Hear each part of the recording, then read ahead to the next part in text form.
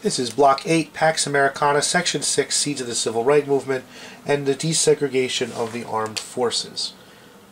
Another victory for civil rights was achieved in 1948 when President Truman, by executive order, desegregated the armed forces. He was following the advice of a report he commissioned concerning the treatment of blacks in the South.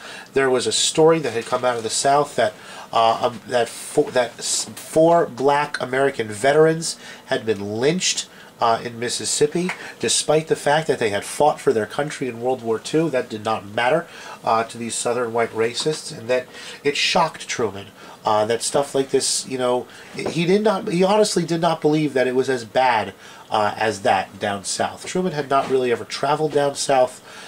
He was a man of liberal opinions and of broad tolerance, and really found it difficult to believe that this sort of thing could happen so easily. And after it did, he commissioned a report, and that report, came back to him, and Truman was shocked. And in response to it, he desegregated the armed forces, opening up another avenue for black Americans to join the mainstream in American life.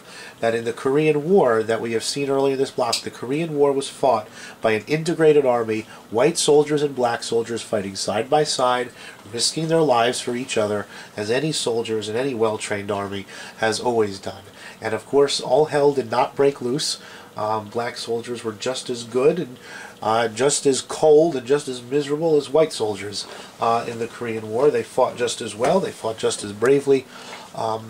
So Truman's order obviously, did not have all the nasty negative side effects that its critics imagined that it would have. That it did not destroy morale in the army. And in fact, what it did do was, anytime you have men fight, if you remember back during the Civil War, where Irish Americans, where Irish immigrants were put into a situation where regular old Americans would just have to deal with them. And you come to realize pretty quickly that, a man is a man, whether he's Irish or white or black or anything, that, by and large, people are people.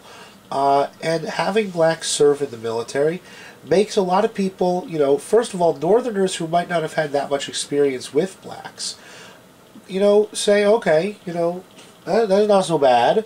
And white Southerners who had grown up, on these racist beliefs and racist notions, once you're around, black people or any kind of people, you start to realize that people as individuals, usually are not so bad.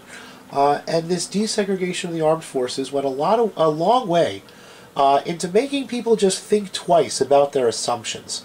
And it was another one of those things that really speaks well to President Truman's historical legacy, the desegregation of the armed forces.